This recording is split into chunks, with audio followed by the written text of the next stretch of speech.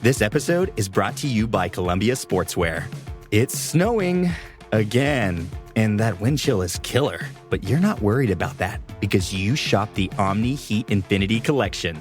It's warmth perfected with tiny gold dots that reflect your body heat inside and protect you from the cold outside. No snow or chilly temps can stop you now. Go out anyway. Shop the Omni Heat Infinity Collection now at Columbia.com/infinity.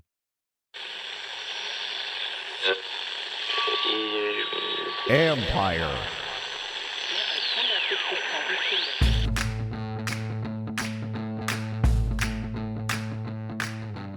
Hello and welcome to another live stream edition of the John Conway Report. Do me a favor, subscribe to the show wherever you get your podcast. If you're joining us now, if you're watching on YouTube, do me a favor, hit that like button, hit that subscribe button. You can find us there as part of Empire Media. That's AMPIRE. Always much appreciated when you tune in. And don't forget, you can always read my work on ESPN.com. I have a story up now about Sam Howell and about a lot of what the guy said after the game. Is he the guy for the next 5 to 10 years, as John Allen said? Or is it something where, as Charles Leno said, it takes time because you need to go through a lot of different experiences when you are trying to determine how good is this guy? But we know he's good and we know he can play. I think the question now becomes, to what level can he sustain that play? That's where the consistency comes in. Anyways, that story is up on ESPN.com, and hopefully you give that a read. And, you know, we'll have more throughout the week. I'm going to be talking to Marty Mornhinweg, who is a former NFL coach and is a former head coach, offensive coordinator, because I want to talk to him about Sam Howell. So that one is going to be played on Thursday. And I'll be joined in a minute by the voice of the Commanders, Bram Weinstein. I think here he comes now. As you can see, Bram's joining me here. So, Bram, I already went through all the little spiel in the introduction, so the good timing here.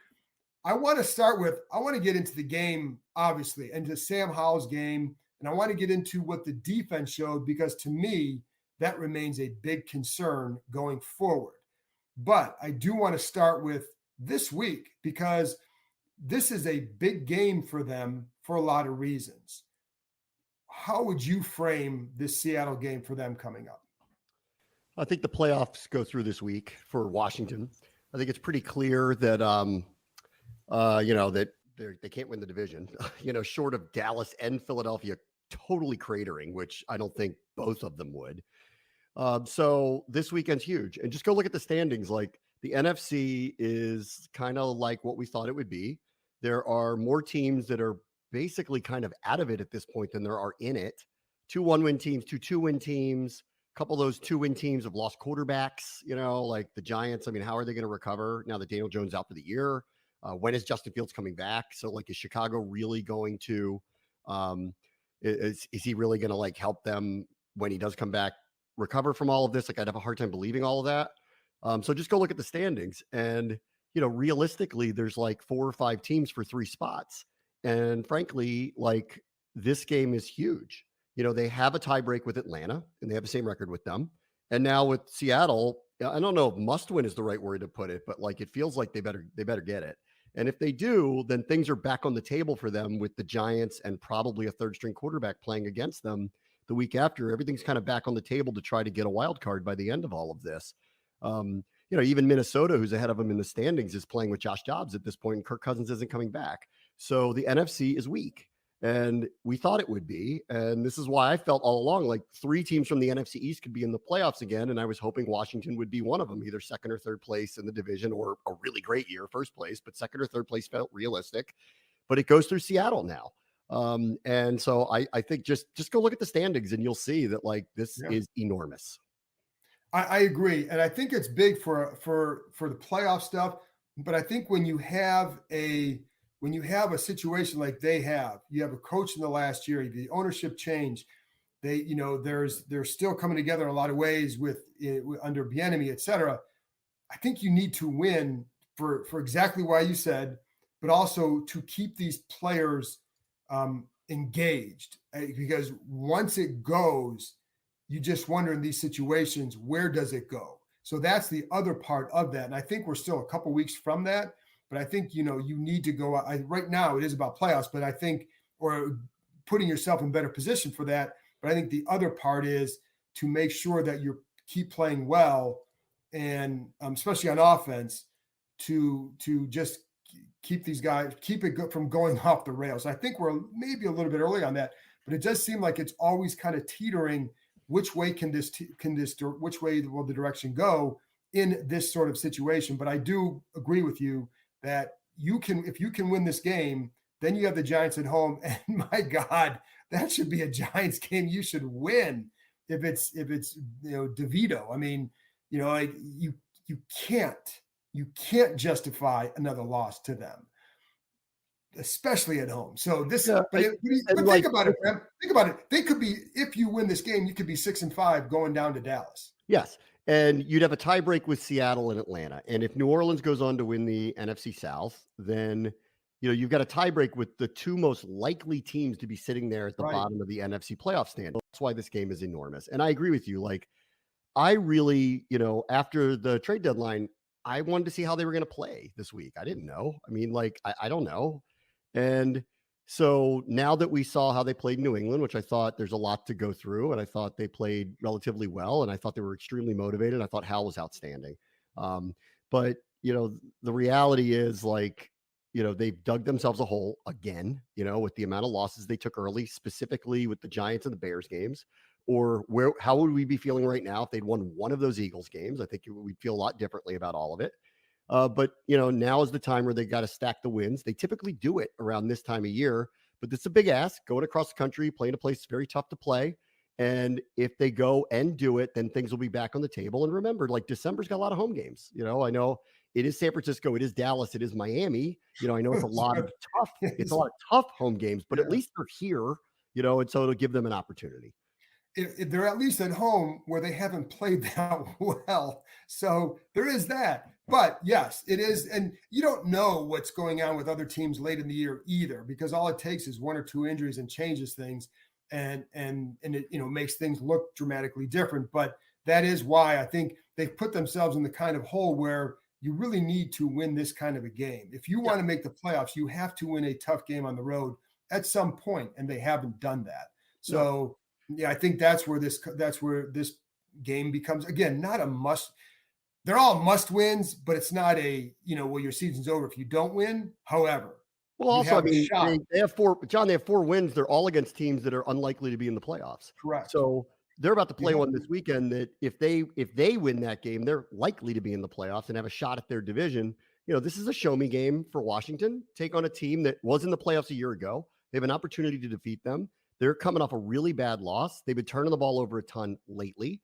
And so I hope, I hope Washington summons it up, pulls this thing off, and then we are in business again. And then it'll be a dicey week with the Giants because we have this bad history with them. But I agree with you. I mean, based on what their situation is with injuries and quarterback and what their record is, I mean, you're at home again. There's not gonna be a lot of excuses. But first things first, let's go up to Seattle, see what happens. And last thing on Seattle, because I'll do my keys of the game and all that on Friday, but I'm looking at their defense. Their defense, I just have the notes here: 25th in yards, 22nd in points, 21st against the run in yards per carry, and 21st in rushing yards per game. Their offense is 20th in both points and yards. So I mean, they beat Cleveland with PJ Walker quarterback. They should have lost that game. So this is a game where you can go win on the road. I mean, it's a good team still, 5-3, tough place to play, but it is a game where you say, okay, you have a shot against these guys, or Dallas on the road, or Miami at home, or San Francisco at home? Well, I think this is the one. So there's a chance there. So anyways, so let's get back to this, coming off this game and Sam Howell. And I'm going to do a little name drop here because, I'm going to sound like Sal Pal. I just got off the phone with Kurt Warner. So I was talking to him for a story that I'm writing on Howell. But at the end of it, I was like, well, have you had a chance to watch him? And it was something from his career, but it kind of encompasses all this. But I did ask him, have you been able to watch Howell? He said, yes, he's been able to watch every snap. And so I asked him what he thought. And in a nutshell, he said he's a bona fide starter The question is basically what I said kind of earlier is, can he get to a high level, and how do you get there? And that's the consistency of it. But he has shown to me that he's a legit starter.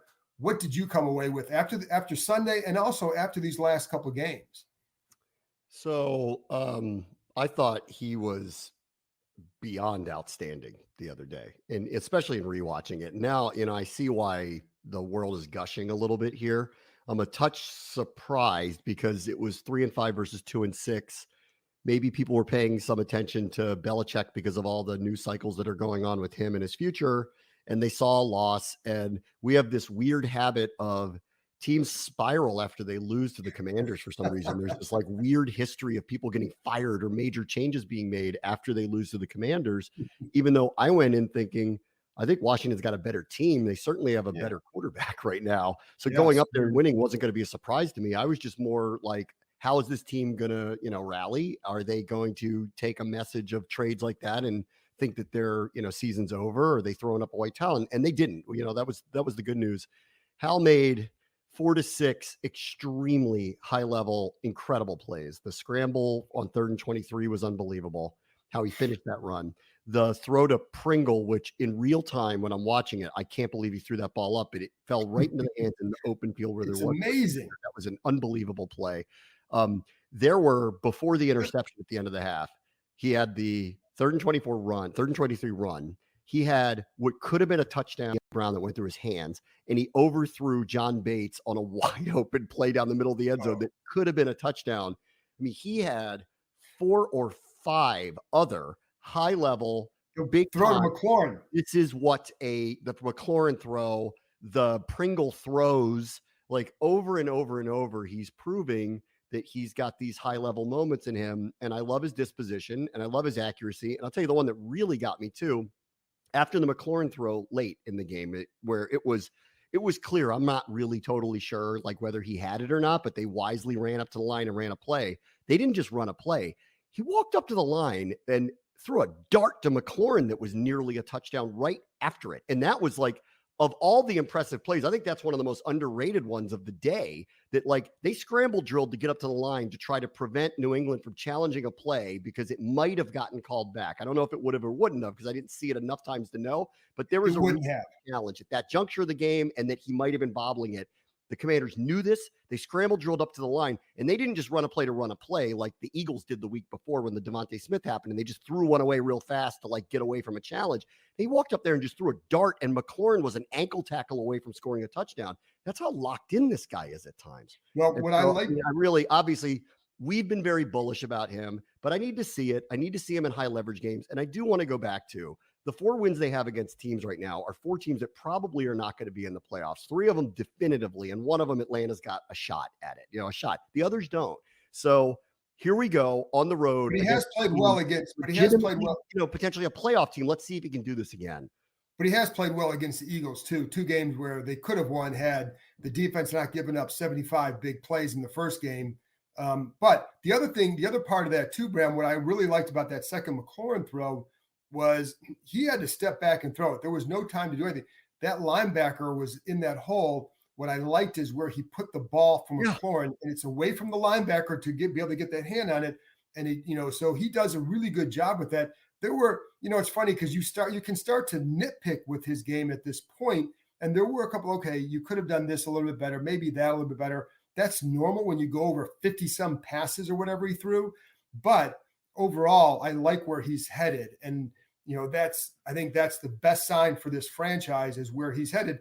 And I think the other really good part of this is the play of Tyler Larson and Chris Paul and the stoutness, if that is a word.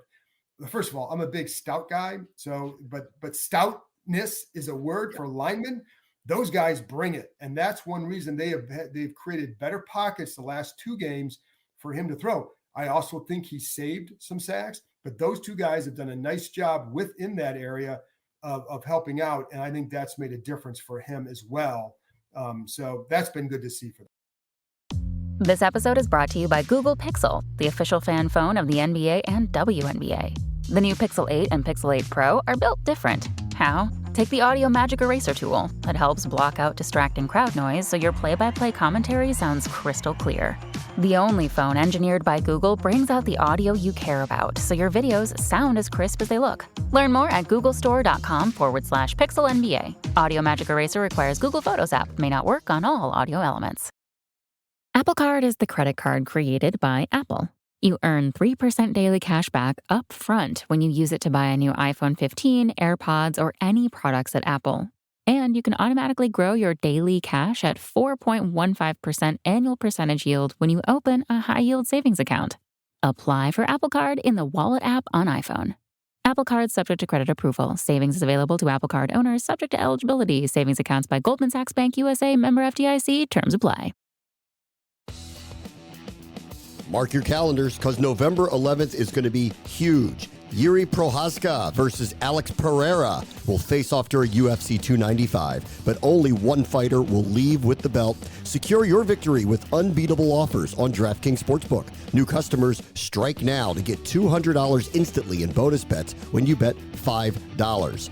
Get in on the UFC 295 action with DraftKings Sportsbook, the official sports betting partner of UFC. Download the app now and use code KEIM, K-E-I-M. New customers get $200 instantly in bonus bets when you bet $5. That's code KEIM. Only on DraftKings Sportsbook. The crown is yours. Gambling problem? Call 1-800-GAMBLER or visit www.1800gambler.net. In New York, call 877-8-HOPE-NY or text HOPE-NY. In Connecticut, help is available for problem gambling. Call 888-789-7777 or visit ccpg.org. Please play responsibly. On behalf of Boot Hill Casino and Resort, 21 plus age varies by jurisdiction, void in Ontario. Bonus bets expire 168 hours after issuance. See sportsbook.draftkings.com/MMA. Terms for eligibility and deposit restrictions, terms and responsible gaming resources.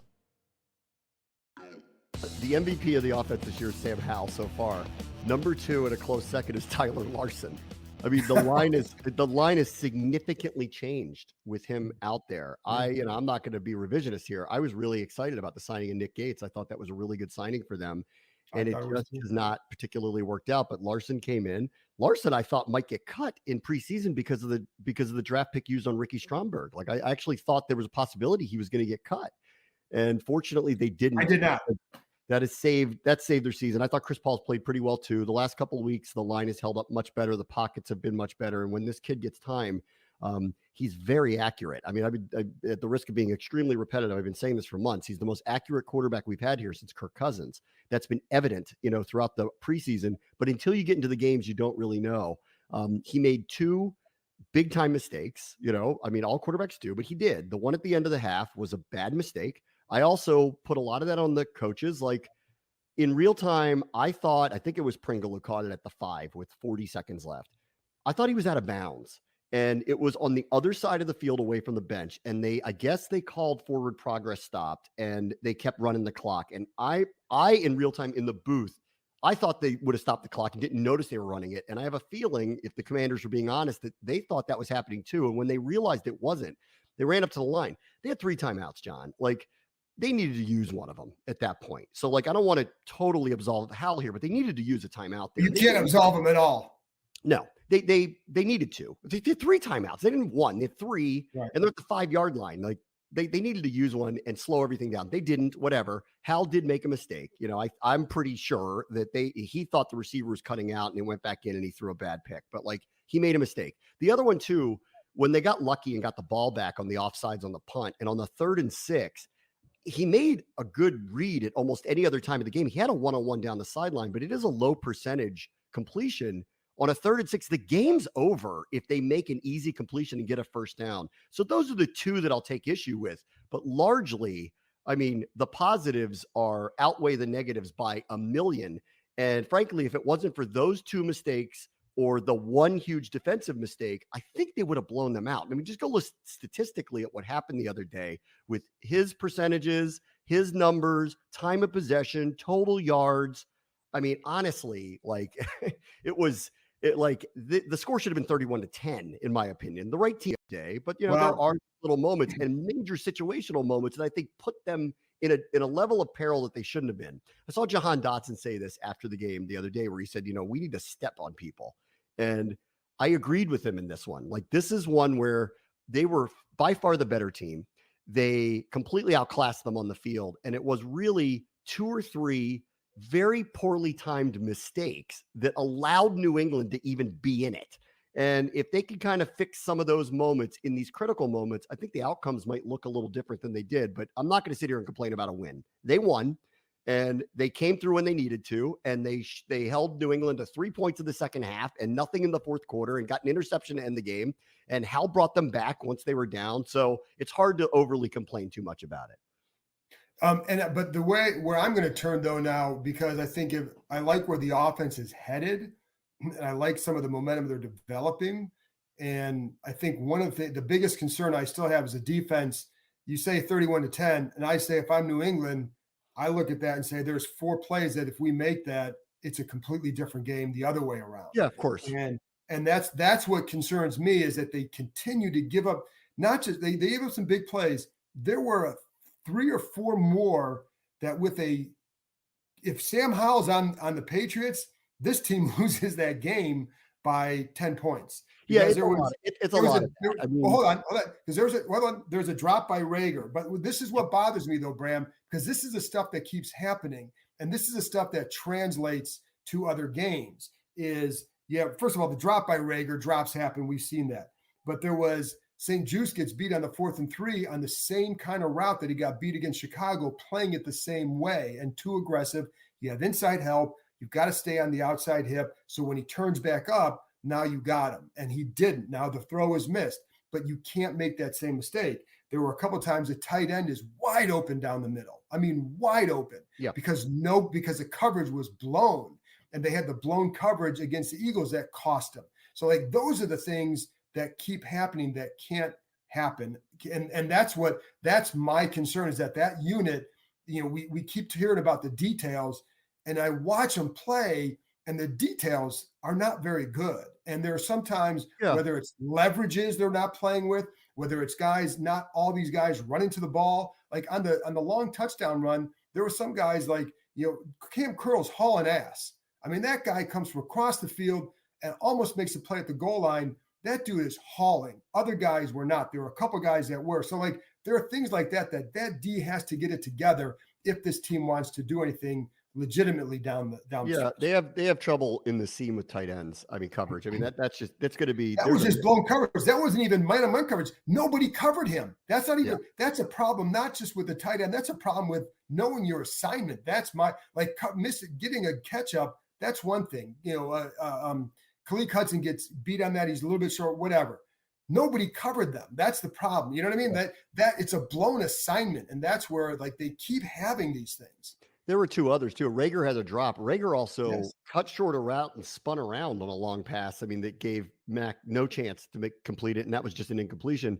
And the other one was Ramondre Stevenson was 3 yards out ahead of Jamin Davis when he made a great recovery play. Oh, exactly. Really throw. Thank you. I mean, it was a really, really short, bad throw. So I agree with you, but you could probably look at that in a lot of games with everybody. Like, there's a couple plays here where their outcomes. There were a lot of. It's just the blown assignments, and you play a better quarterback, and it's going to bite you, and it has bitten them. That's the problem. If it was one game like that, it's the continued pattern that they're showing that has to change. That's why I bring it up, because and I like where the offense is going. I do, and I think Bieniemy has called some good games the last couple of weeks. I like where they're headed. But that defense, man, you've got to, again, details. Which shoulder are you supposed to attack when you're trying to, if you're going to try and Ramondre Stevenson breaks through the line, you're Percy Butler, you got to attack outside, force him back inside where you got help. And it's little things like that keep happening, that you've got to be better with that. And that's because if you're not, now the funny thing is, Brad, maybe this offense will get good enough that they can win a few of these games that you didn't expect, that you thought would have had to be won by the defense. I don't know. But that is a concern of mine. Yeah, and I'll also say this, I know there's so much reporting about the Patriots and Belichick and the record, and he's going to get fired and all this stuff. And I got to tell you, their defense looks like a Patriots defense. It's why I walked away very impressed with how they played specifically offensively here. That's a really good defense, and they are very sound, and they are very tricky. My biggest concern was, are we going to get our protections right? Because obviously we've had trouble with protection in general, but they're really good at gaming up the tackles. And off the edge, we've had problems, obviously, this year. And they did an outstanding job with that. And Hal stepped up, made big plays. And so I'm actually very bullish about what happened with the offense. I hate going as far as what's been happening, the gushing about him this week, because I still think it's very early for all of that. And I also don't think it'll affect him that much. Like, I don't think he's going to show up in an orange Bugatti tomorrow. It's calling him the greatest thing ever. It wasn't that long ago that the national media was calling the Commanders stupid for not trying to get Lamar Jackson. Like, don't forget that part. So things can kind of come and go and change. I think they've been validated in their decision with him. I thought it was his best game. He made some high-level plays. I thought the offense played really well. They've unlocked dots in the last couple of weeks, which I think was a really, really, really good development here. Getting back to B-Rob, I thought was important. They're running the ball more. I thought it was Antonio Gibson's most impactful game of the season. By far. I thought it was his most impactful game. So I thought offensively, it was well called. It was well played. We can parse out a couple decisions that were bad. I agree with you about the defense, and I still think the defense is the story of this season. And the other two, I just want to point out, like, their stud defense, they still have two of those first-round picks who are stud defensive linemen, and Duran and John are not making the same impact plays that I've been accustomed to over the last few years. And I'm hoping in the second half of the season that we start calling their names a little bit more, because this defense needs it from them big time.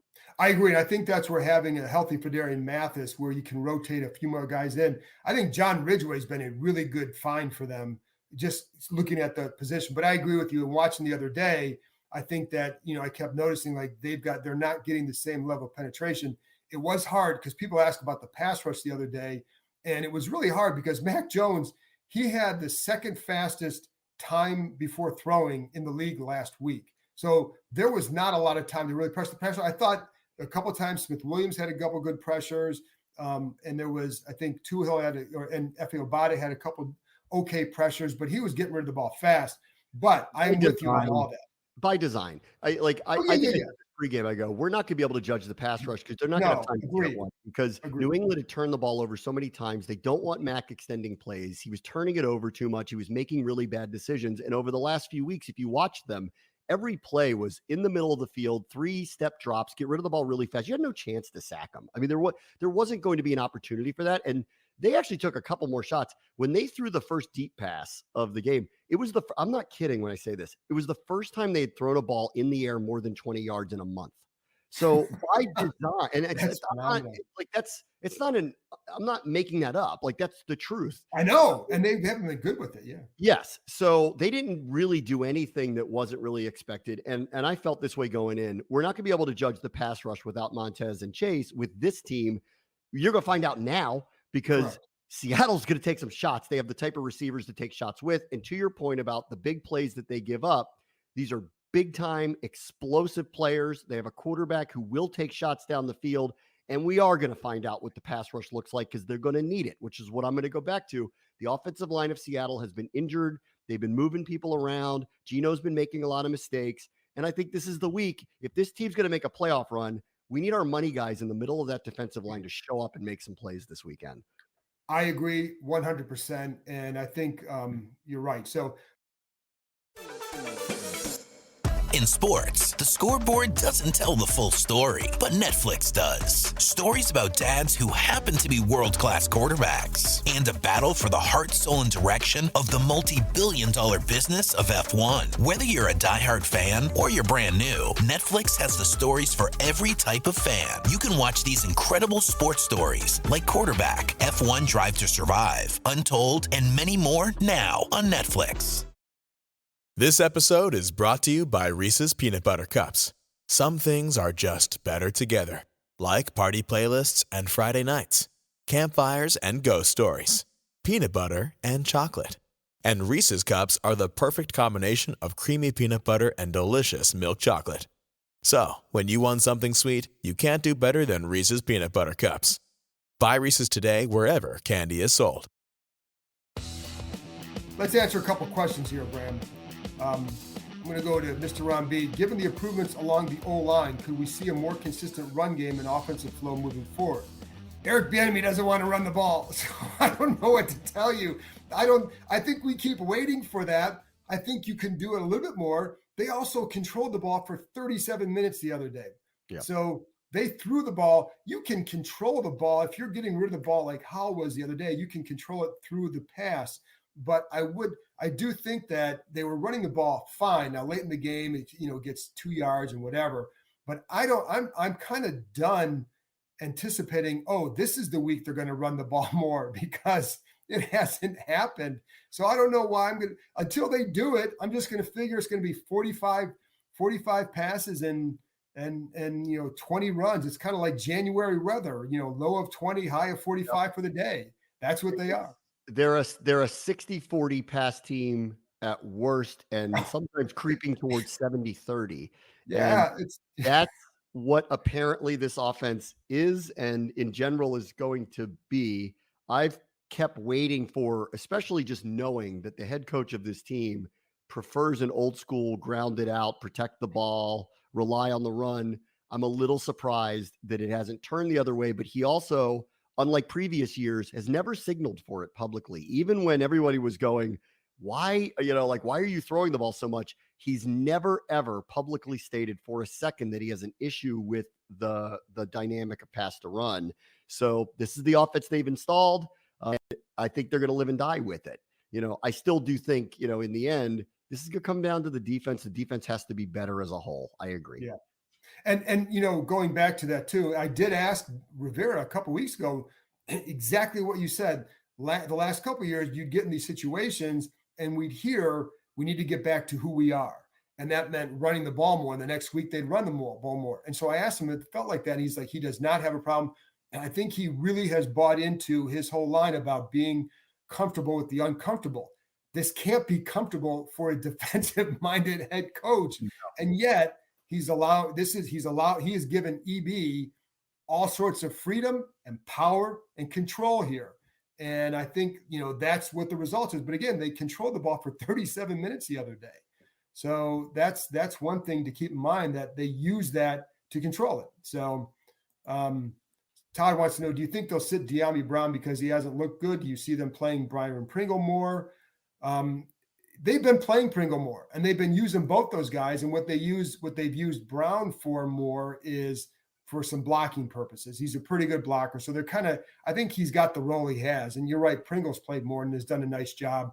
And so, yeah, I don't see the box score number that got me this week, and this is why I think everybody's so pumped about Howell in the passing game in general. 9 players got targeted, 7 got at least 4 targets, 6 got at least 3 catches, and 4 had at least 14 yards per catch. 4 different receivers against the Patriots defense had at least 14 yards per catch, and there was not a single 60-yard bomb to somebody. That is precision.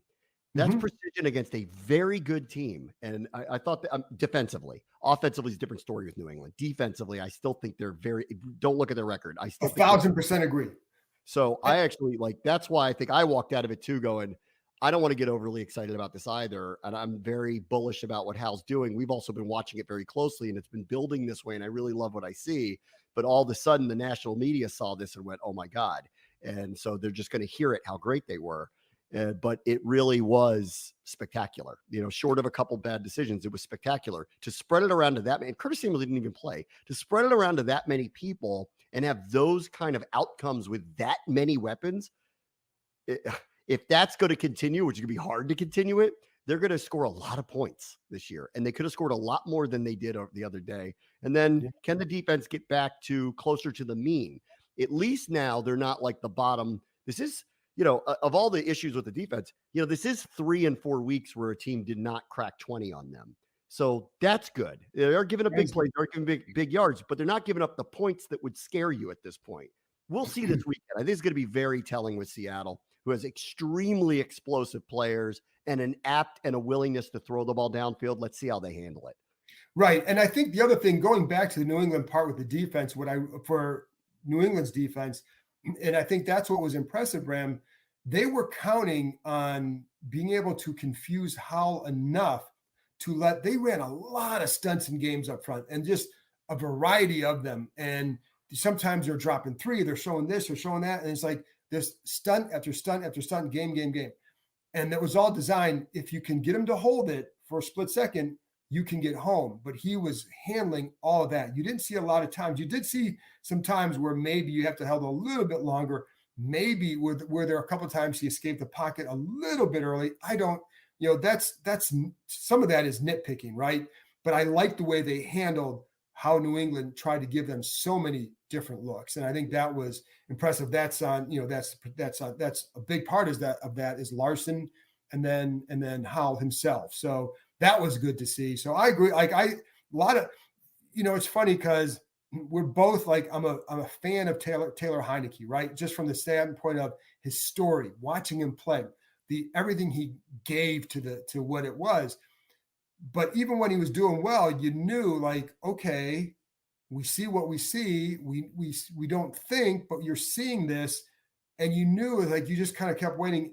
Is that bubble going to burst? Right. I don't feel like that with Howell. I feel like feel like we're watching a good player develop. And the question is, I was worried about the amount of hits early in the season. season. Definitely. Now that start is limited a little more and hopefully will remain that way, then, I'll feel better about it. But I was worried about the attrition adding up on him like it did on Heineke. Heineke could only take so many hits. And not unlike Hal early in the season, some of those were self-inflicted. He would run and not go down, and he was taking on tacklers to go with the sacks. Heineke was the same way. And after a while, it got to the point where it's like, remember they tried to protect him. And then we were like, you got to let him just be himself because he needs to kind of be gunslingery and have a feel for it. He's very good with feel for the game. I think Hal's similar, and he's learning as he goes, but they keep saying this. And sometimes it's just like, football coach talk. They're like, it's the first time he's seen this and he just gets better. Like in real time, he is learning from the mistakes in the past. He is just getting better.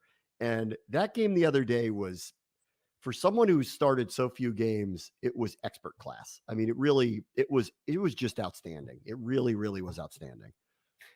Nathaniel Roberts wants to know, is Cole Turner hurt? Seems like he has disappeared. Not hurt to my knowledge. He's not a very good blocker at the line. And I think that, if you've noticed, Alex Armah has been playing a lot more lately. It also gives them a couple different looks with the I formation stuff. They ran the ball most of the time last week out of it. The previous week against the Eagles, they used play action out of that. And it really, to me, like it caused the linebackers to bite on that. And it created some good opportunities for them because of that. So I think that's part of why he's not playing. But so we know he's not hurt. And again, he's really kind of a bigger receiver playing tight end.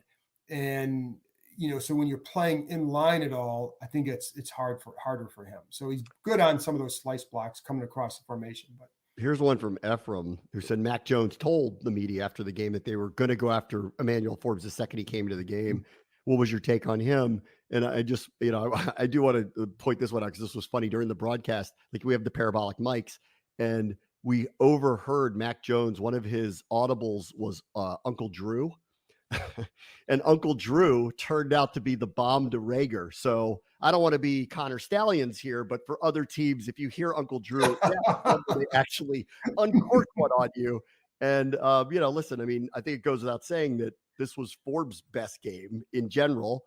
In fairness, though, let's see him against DK Metcalf as opposed to Jalen Reagor. No offense, but let's see it against a better functioning offense that is more apt to take more chances against him and a bigger target like that if he ends up getting locked up on someone like that, like he did with A.J. Brown. And let's see if the corner's really been turned. That's kind of my opinion on him. So Uncle Drew, meaning he's a basketball player, and he put it through, and Rager formed a hoop for him to put it right through his hands. Is that what that was? Good so from deep three, yes. Yeah, Well, it's a Harlem Globetrotter 4-point shot, if you ever seen that. So the one thing I'll say with Forbes, he competed. And I think he played, and I asked him after the game, like, what was the difference in your game? He said confidence. And I think Rivera said that on Monday as well, that he felt like he played with more confidence. Now, there's definitely things he has to clean up. There were a couple of times I felt like he played well with his eyes, and that's been a big problem for him. There was a play early in the game. I had it marked down my notes. I'm not going to go back and look for it, but I do remember noting his eyes were in the right place. He could see the quarterback and the receiver. There were a couple of times that he got in trouble in the past where he would take his eyes his eyes would drift to the quarterback, but he'd lose sight of the receiver, and it cost him against a touchdown. I can't remember which game.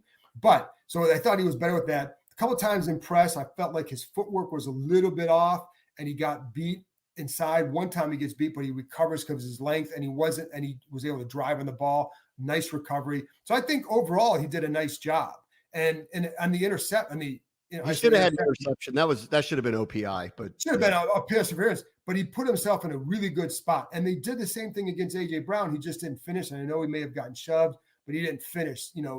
Some other guys can get nudged and they might finish, but that could have been a definite push off as well. Yeah. But good position. I think he's got to work a little bit more on the footwork, continue to work on that. But I think the best thing for him, that by and large, you talk to anybody and like, he's coachable. And I can just tell you as a media person, having watched guys struggle early in their career, that kid has handled it really well. Like really well. He sits in his locker, right? But it's like he sits in his locker. He'll patiently talk about it. He'll answer the questions. He's very matter of fact about things. He's not edgy or anything like that. I think he has a good disposition about him, and I think that helps as well. And this is always just like we're around him all the time, and I just take note of these little things. His teammates are rooting for him. Like yes, they were very happy for him.